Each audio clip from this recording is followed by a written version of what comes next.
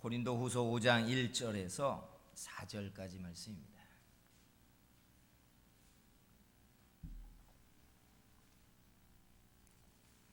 말씀을 봉독해 드립니다. 만일 땅에 있는 우리의 장막집이 무너지면 하나님께서 지으신 집 곧 손으로 지은 것이 아니요 하늘에 있는 영원한 집이 우리에게 있는 줄 아느니라. 참으로 우리가 여기 있어 탄식하며 하늘로부터 오는 우리 초소를 덧입기를 간절히 사모하노라. 이렇게 입음은 우리가 벗은 자들로 발견되지 않으려 함이라. 참으로 이 장막에 있는 우리가 짐진 것 같이 탄식하는 것은 벗고자 함이 아니요 오히려 덧입고자 함이니 죽을 것이 생명에 삼킨 바 되게 하려 함이라. 아멘. 할렐루야. 하나님의 은혜가 우리 교회와 여러분의 심령에 가득하고 충만해지시기를 축복합니다. 아멘. 손을 들고 옆에 사람에게 축복할 때 하늘의 은총이 가득하길 축복합니다 해주세요. 하늘의 은총이 가득하기를 축복합니다. 저 뒤에 우리 아주 여러 달 만에 우리 양병윤 집사님이 올라오셔가지고 코로나 때문에 여러 날 고생하시다가 이렇게 다 낫고 왔어요. 손 들어서 우리 양병윤 집사님 강건하기를 축복합니다 해주세요.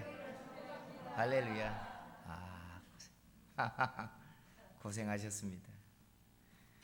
84제곱미터라는 말이 무슨 말인지 아시죠? 요즘 우리나라에 가장 많은 아파트 평형을 84제곱미터라고 하죠. 국민 평형이라고도 해요. 분양 평수 몇 평이요? 32평에서 33평.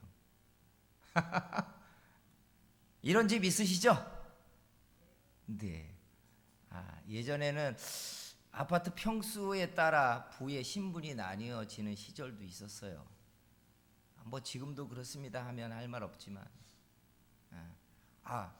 몇 평에 삽니다 이게 신분을 나타내고 부를 나타내는 이야기처럼 예전에는 쓰였어요. 집이 우리에게 주는 가장 커다란 혜택은 안정감이라는 겁니다. 그래서 나이를 먹어도 자기 집을 가지려는 심정은 그 안정감 때문에 그래요. 그죠? 그래서 집 샀다 라는 자랑은 흉이 아니고 집들이 한다 하는 것은 축하를 받아도 되는 잔치로 우리는 알고 있어요. 근데 성경에 보면 이스라엘 백성들의 집을 표현하는 가장 흔한 단어는 장막이라는 말입니다. 장막이라는 말이에요. 그것은 이스라엘이 목축을 하는 업의 사람들이었기 때문에 풀을 따라서 집을 계속 옮겨 다니니까 벽돌로 쌓은 고정된 집을 짓고 살지 않았어요. 그래서 장막이라는 단어로 쓰여졌고 모세가 광야에서 지은 하나님의 첫 번째 성전도 장막으로 지어진 것입니다. 그래서 장막이라는 말은 지금 우리가 집이라고 하는 말을 쓰는 것과 동일어예요. 성경에서 장막이라는 말은 우리식으로 장막이 어떻게 집과 같아 라고 할지 모르지만 그들에게는 그게 집이었다는 뜻이에요. 그런데 성경에서 말하는 이 장막은 크게 두 가지의 의미를 가지고 있습니다. 그 첫 번째가 뭐냐면 바로 사람이 거처하는 집의 의미로 장막을 썼어요. 이게 참 묘한 게 하나님의 집은 뭐라고 부르셨는지 알아요? 성전이라고 불렀어요. 그리고 사람의 거처를 장막 혹은 집이라고 불렀다는 이야기예요. 그래서 사람이 거처하는 장소, 이게 장막이 표현하는 첫 번째 단어였어요. 요한복음 14장 2절에 예수님이 이런 말씀을 하셨어요. 내 아버지 집에 거할 곳이 많도다. 그렇지 않으면 너희에게 일렀으리라.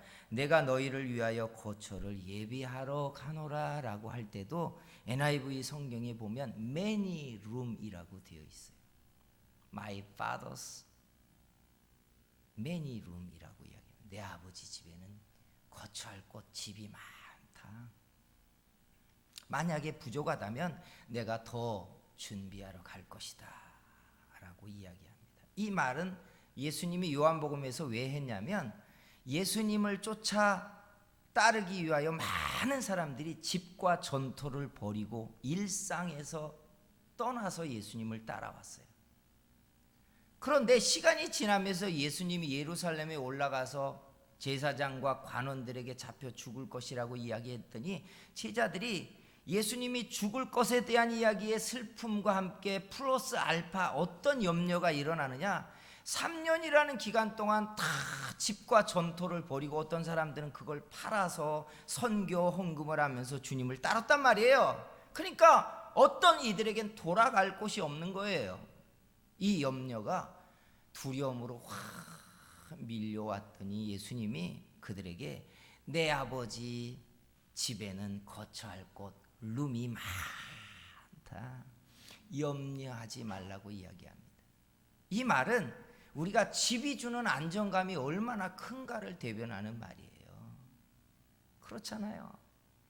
여행이 주는 즐거움은 돌아갈 집이 있으니까 여행이 즐거운 거예요. 또 돌고 방황을 하면 염려가 일어날 수밖에 없어요. 성도 여러분, 여러분이 세상에 사는 동안에 여러분의 거처가 안정감을 주듯이 하나님의 나라에 주님의 약속대로 여러분의 거처가 있다는 사실을 믿기를 축원합니다. 두 번째 장막의 의미가 뭐냐? 우리의 영혼이 깃들여 살고 있는 이 몸을 성경은 전통적으로 장막이라고 했어요. 이 육신을 장막이라고 했다는 이야기예요. 그래서 우리가 읽은 이 본문 4절에 사도 바울이 이런 말을 했어요. 참으로 이 장막에 있는 우리가 짐진 것 같이 탄식하고 하는 것은 벗고자 함이 아니에요. 다 육신을 말하고 있는 거예요. 오히려 덧입고자 함이니 죽을 것이 생명에 삼킨 바 되게 하려 함이라 라고 이야기했어요. 믿음 없는 식으로 풀이를 하면 너무 짐지고 살고 있는 인생이 힘겨우니까 하나님 뭐라고 기도했다는 거예요? 날 좀 빨리 데려가 주세요. 그런 기도해 본 분들 많죠? 나 좀 그만 하나님 나그네 인생을 끝나게 해주세요. 근데 바울이 이야기한 이 말은 내가 빨리 죽고 싶어서 이런 게 아니라 이 장막을 벗고 나면 하나님이 내게 주실 새로운 장막을 덧입고 싶은 소망 때문이다. 이 이야기를 하고 있다는 거예요.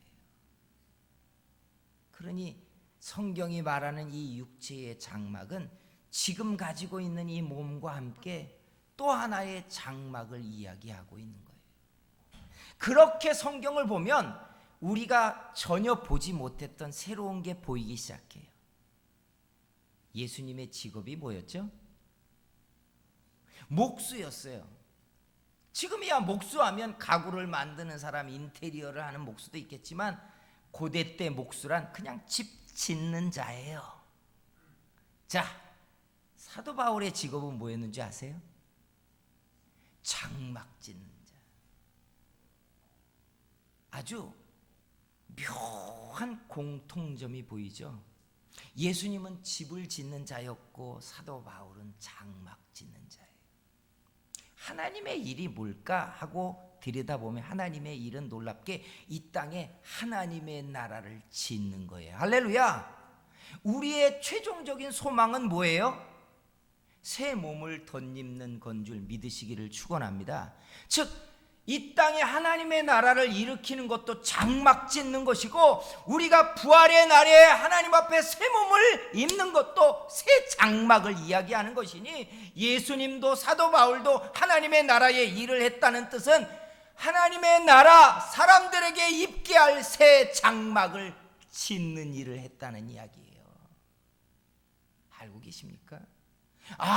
우리는 그냥 예수 믿으면 구원받는다고 해서, 예수 믿으면 천국에 가서 상급이 많다고 해서 열심을 냈는데, 그런데 이 땅에 비밀스럽게 온 하나님의 사람들은 그들이 장막을 짓고 있었다는 거예요. 하나님의 나라의 집을 짓고 있었고, 하나님의 사람들에게 부활의 날에 덧입게 될 새 장막을 얻게 하려고 장막 짓는 일을 했다는 거예요. 그러니까 우연히 그냥 가진 직업이 아니라 성경은 치밀하게 계산된 원리 아래 예수님이 목수의 일을 하셨고, 사도 바울이 장막 짓는 자의 일을 했다라는 거예요.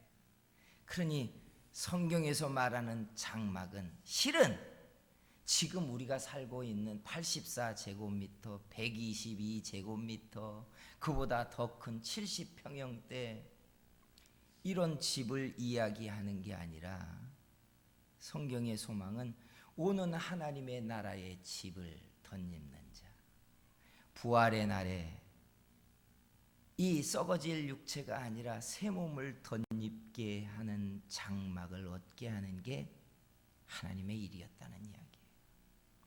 성도 여러분, 소망을 좀 키우시기를 축복합니다. 지금 집이 여러 채 갖는 것도 굉장히 마음의 기쁨이 돼요. 그죠?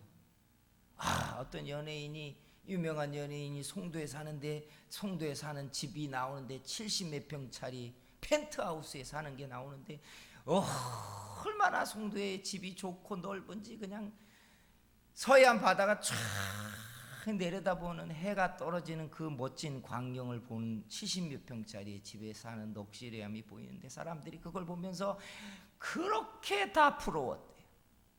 아니, 세상의 집도 이렇게 좋은데 성경은 줄기차게 하나님의 나라의 집과 새 몸의 장막을 소망으로 이야기하고 있다는 거예요. 그래서 성경을 들여다보면 우리가 생각하는 하나님의 나라의 목표와 성경이 말하고 있는 하나님의 나라의 일의 목적이 전혀 달라요. 세상에 하나님의 나라를 일으키려고 했으면 아브라함을 불러서 왜 굳이 변방에 가서 정착시킵니까? 아니, 바벨론의 왕족을 만들어 주시지 아니겠어요? 로마의 왕족을 변화시켜 놓고 하나님의 유업의 자손 만들어 놨으면 세상을 복음화시키기가 그렇게 쉬웠잖아요. 왜 굳이 중심에 살고 있던 사람을 끌어다가 변방에 가서 정착시키냐고요. 하나님의 나라는 우리가 알다시피 세상을 일으켜 만들어 놓는 제국이 아니었기 때문에 그래요.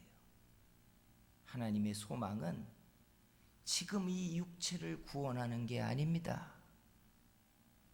만약에 이 육체가 하나님의 영광이 된다면 날마다 스킨페어 받고 그냥 피를 바꾸어가고 건강음식 먹어가면서 나는 200사가 되어도 얼굴에 광채가 나니 하나님의 사람이 이렇게 삽니다, 이거 보여줘야죠.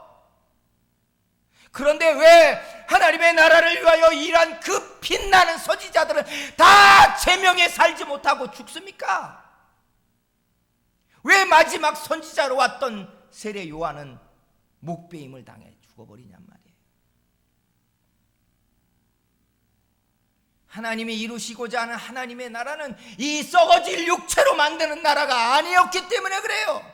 첫 번째 세상을 물로 심판하실 때 하나님이 노아를 선택하셔서 방주 안에 집어넣은 다음에 그 노아의 씨를 통하여 새로운 세상을 일으켰던 것처럼, 예수님이 이 땅에 다시 오셔서 천년왕국을 시작할 때 구별해낸 첫째 부활에 참여하는 사람들은 순결한 새로운 유전자를 가진 하나님의 형상을 덧입고 부활의 몸으로 참여하는 그들이 새 세상에 하나님의 씨이기 때문에 그렇습니다. 목적은 뚜렷해요. 우리는 지금의 84제곱미터, 122제곱미터의 평수가 중요하지만 하나님은 지금이 아니라고 하시는 거예요. 우리의 진정한 집은 아직 받지 않았어요. 하나님이 내게 주실 장막은 이 몸뚱아리가 아니라고요. 사랑하는 성도 여러분, 주께서 이 소망이 저와 여러분 속에 뜨겁게 불과 같이 우리 속에 들어와지게 되기를 주의 이름으로 축원합니다. 그러면 질문을 던져봐야 돼요. 누가 이 장막, 새로운 장막을 누가 얻을 것인가? 이렇게 성경을 들여다보면 비밀스러운 코드가 풀리듯 보이는 게, 이게 하나님의 약속의 자녀들이 장막을 얻는다는 거예요. 아브라함이 87세에 누구를 낳았는 줄 아세요? 이스마엘을 낳아요. 아랍이 이스라엘과 원수가 된 이유는 자기들의 조상이 아브라함이고 아브라함의 첫째 아들인 이스마엘의 후손이라고 자신들의 혈통의 정통성을 주장하고 있는 것 때문에 이스라엘과 싸웁니다. 그런데 하나님이 87세에 낳은 하갈을 통해 낳은 이스마엘을 보고 아브라함에게 말하기를 사라를 통하여 얻은 씨라야 약속의 자녀가 될 것이고 유업을 이을 것이라고 말합니다. 이스마엘이 아니래요. 하나님이 사라를 통하여 100세에 얻을 이삭에게 하나님의 약속의 씨가 될 것이라고 말해요. 그러면 유업을 이을 약속의 씨가 뭐겠어요? 첫째 드는 생각은 아브라함의 많은 양과 소와 낙타의 그 유산을 말하겠죠? 아니에요. 성경은 그런 유산을 말한 적이 없어요. 그들이 밟는 가나안 땅이 유산이겠지. 아니에요. 성경에서 말하는 하나님의 유업이란 하나님이 약속된 자녀의 속에 심어놓는 하늘의 씨앗을 말하는 거예요.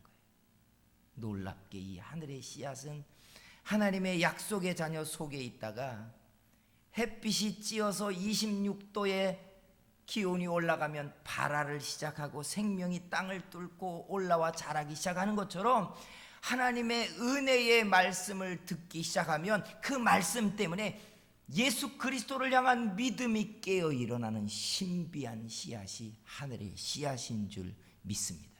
그래서 이 씨를 가지고 있는 사람들에게 믿음이 들어가는 거예요. 똑같이 은혜의 자리에 나와 앉아 있어도요, 같이 불같은 말씀을 듣고 있어도요, 씨앗을 가지고 있는 사람은 말씀이 믿음을 일으켜놓고 하나님을 향한 열정이 일어나게 하고 하늘의 소망이 생겨지게 하는데, 이 씨앗이 없는 사람에겐 아무 상관없이 강단에서 목사 혼자 열불을 내고 있는 이야기인 거예요. 여러분, 저와 여러분 속에 만약에 하늘의 씨앗이 있고 이 씨앗이 아브라함 때부터 이어진 하나님의 새 백성들에게 주실 장막의 주인들로 유업의 자손이라면 말씀으로 일으키는 참 믿음이 여러분 속에 있어야 할 줄 믿습니다. 참 믿음이 있어요. 그리고 놀랍게 이 참 믿음 때문에 시간이 지나면 지날수록 정체성이 달라져요. 아무리 세상과 친해지고 싶어 해도 믿음이 자라면 자랄수록 우리는 세상과 다른 존재라는 걸 알기 시작해요. 돈을 버는 목적도 다르고 사는 이유도 다르고 기쁨과 즐거움을 일으키는 본질도 달라지기 시작해요. 알고 계십니까? 만약에 여러분 속에 이런 참 믿음이 있고 참 믿음 때문에 여러분이 하나님의 사람으로 달라져 가고 있다면 바로 여러분들이 아버지가 주실 그 하늘의 장막과 부활의 몸을 입기로 약속된 사람인 줄 믿기를 축원합니다. 두 번째가 있어요. 장막을 받는 사람들의 특징, 장막의 질과 크기가 다르다는 거예요. 공평한 세상이 아니네 라고 비틀어 들을 필요가 없어요. 고린도전서 15장에 보면 분명히 말하기를 해와 달의 영광이 다르고 별과 별의 영광이 다른 것처럼 부활의 날에 똑같은 장막을 받는 게 아니래요. 어떤 사람은 존귀하고 어떤 사람은 해같이 빛날 것이고 어떤 사람은 별의 영광처럼 뛰어난 부활에 참여할 거라는 이야기를 해요. 그때 우리가 알게 될 게 이거예요. 우리 지금같이 지식에 대한 한계가 있는 시대가 아니기 때문에 저 사람이 왜 빛나는 장막을 얻었는지, 왜 존귀한 부활의 몸을 얻었는지, 그가 어떻게 주를 섬기고 어떻게 믿음의 삶을 살았는지 단번에 알게 될 거라는 거예요. 그래서 아무도 불평할 수 없어요. 모르니까 불평하는 거예요. 모르니까 차별을 두었다고 말하는 것이지, 어떤 사람들이 저 존귀한 자리, 왕의 자리에 주님과 함께 앉는 것에 대하여 우리는 알 거라고요. 그들이 어떻게 주를 사랑했는지, 주님의 나라를 위하여 어떻게 산 사람들인지.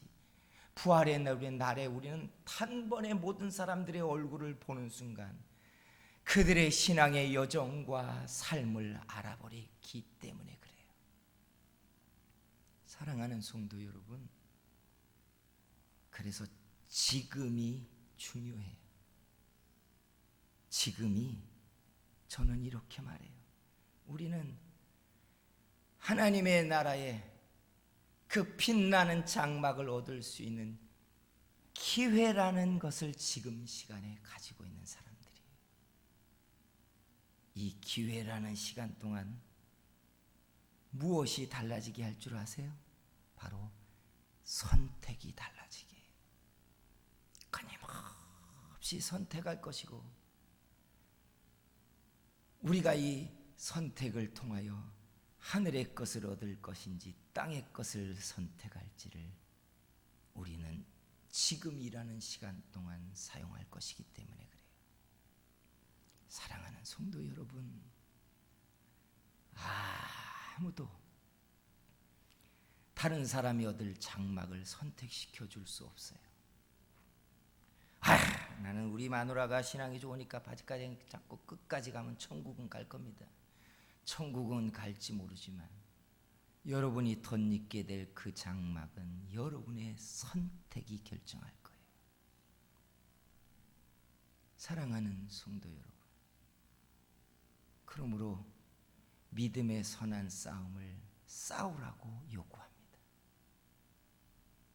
싸우라고 요구해요.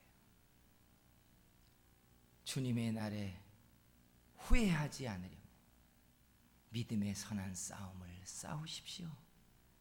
시험에 들고 마음이 약해서 주저앉아서도 벌떡 일어나 주님을 향해 다시 고개를 들고 믿음의 행사를 시작하셔야 합니다. 왜요? 장막을 받는 날에는 돌이킬 수 없기 때문에 그래요. 주님, 내게 10년만 더 주세요라고 해도 주님이 내게 장막을 주시는 날, 우리는 그 선택을 바꿀 수 없기 때문에 그래요. 성도 여러분, 여러분의 장막을 기대하시기를 축원합니다. 우리의 육체는 병들고 쇠해가고 세상에서 안정감을 주던 그 장막도 점점점 시들어가겠지만, 주께서 우리에게 주실 하늘의 그 몸과 장막은 영구한 영광이라고 했습니다. 하나님 앞에 빛나는 부활의 날을 맞는 저와 여러분이 되기를 주의 이름으로 축원합니다. 기도하겠습니다. 같이 한번 합심해서 같이 합심해서 한번 우리가 기도할 텐데, 주님, 지금의 믿음의 삶을 사는 동안에 끊임없이 위의 것을 찾게 하시고 부활의 날을 기대하는 믿음이 내 안에 일어나져 가도록 만들어 주시옵소서 하고, 우리가 주여 삼자 같이 기도합니다.